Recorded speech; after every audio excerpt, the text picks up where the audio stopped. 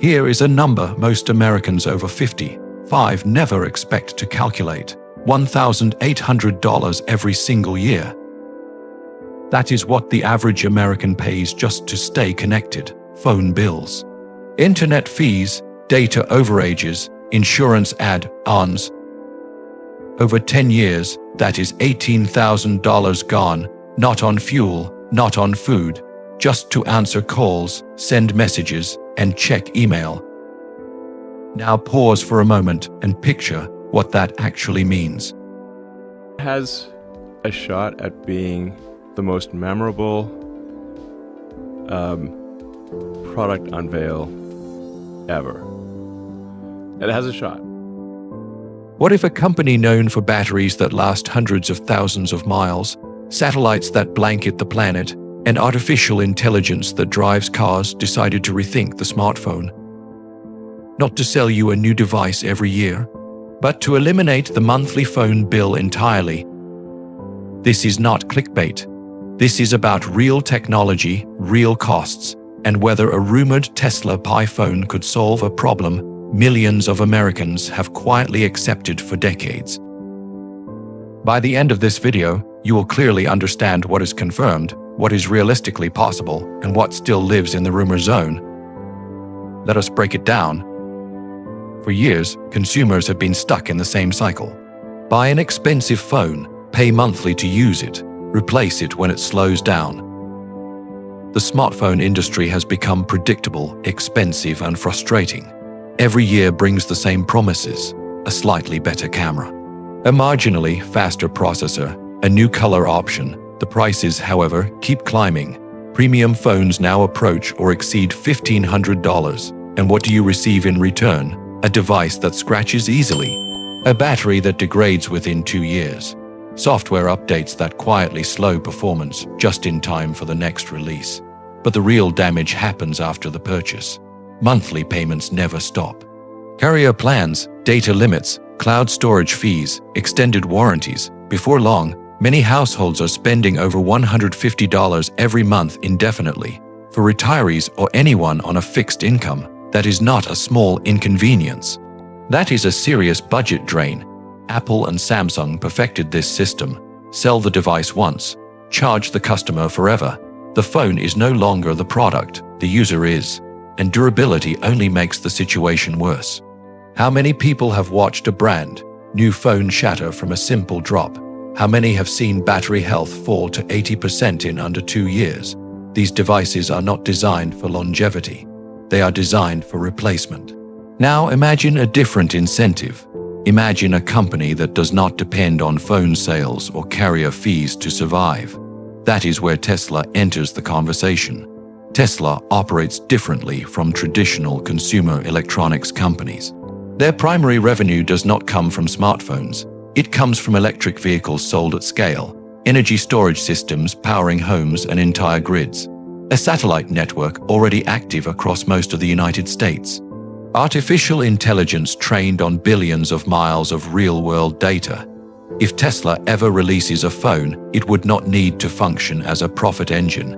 It would function as an access point, a control hub connecting vehicles, home energy, internet access, and future robotic systems. Apple relies on a global manufacturing chain with multiple layers of markup.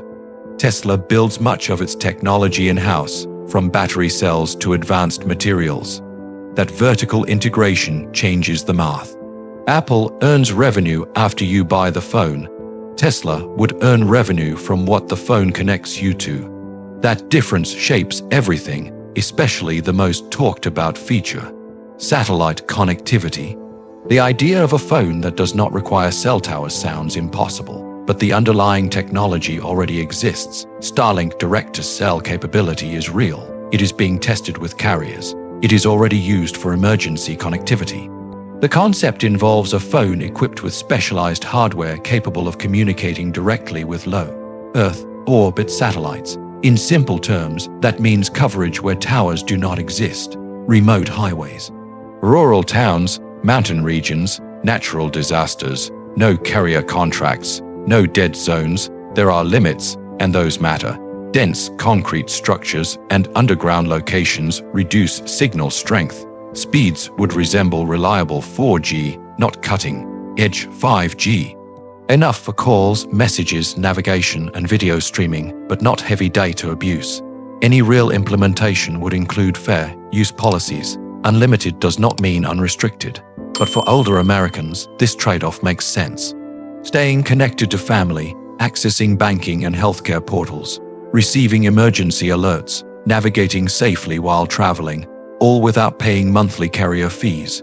Over 10 years, a traditional phone and carrier plan can cost roughly $18,000. A phone with satellite-based connectivity and no monthly fees changes that equation entirely. But connectivity alone does not matter if the device fails early. And that brings us to the most common point of failure: the battery. Modern smartphones typically lose significant capacity within 2 years. That decline forces users to replace batteries, carry chargers everywhere, or buy a new phone entirely. Tesla's research into next-generation battery chemistry suggests a different approach. Alumina-ion technology, if applied successfully, offers longer lifespan, lower heat generation, and significantly more charge cycles than traditional lithium-ion cells. More cycles mean more years of usable life. Instead of planning for replacement every 2 to 3 years, a device could realistically last 5 to 7 years. That alone eliminates multiple upgrade cycles and thousands of dollars in spending. But longevity also requires thoughtful design. The Pi phone concept is not about being the thinnest device on the market. It prioritizes usability, a matte finish for grip, curved edges that feel natural in the hand, a solid weight that communicates durability, high brightness for outdoor visibility, a display readable in direct sunlight. The interface favors clarity over complexity, larger text, higher contrast. Essential settings accessible within 2 taps. Voice control powered by on-device artificial intelligence reduces dependence on tiny keyboards. For users with vision challenges, joint pain, or simple fatigue with modern interfaces, this is not a gimmick. It is accessibility done right.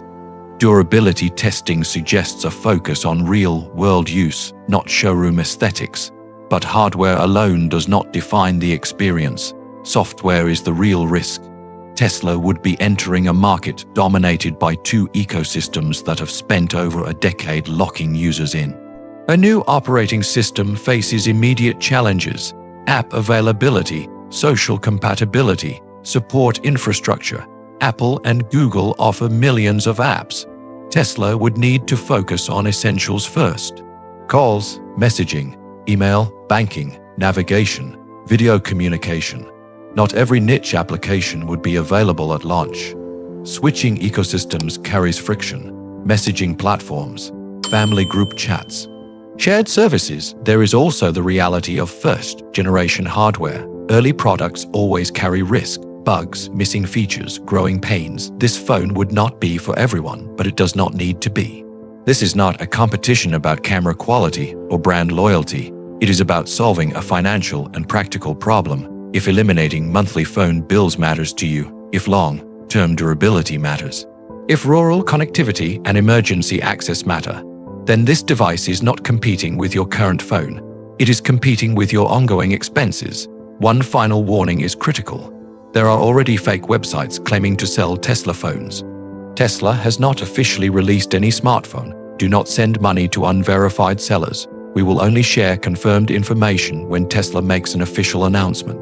In the next video, we will break down battery chemistry in detail and explain why alumina-ion technology could dramatically outlast lithium-ion. After that, we will examine real-world satellite speeds, honest limitations, and whether this technology could replace traditional home internet. If this breakdown helped you cut through the noise, subscribe and turn on notifications. We focus on facts, not hype. Drop a comment below. Would you switch to a phone like this? And what would concern you the most? Thanks for watching. I will see you in the next one.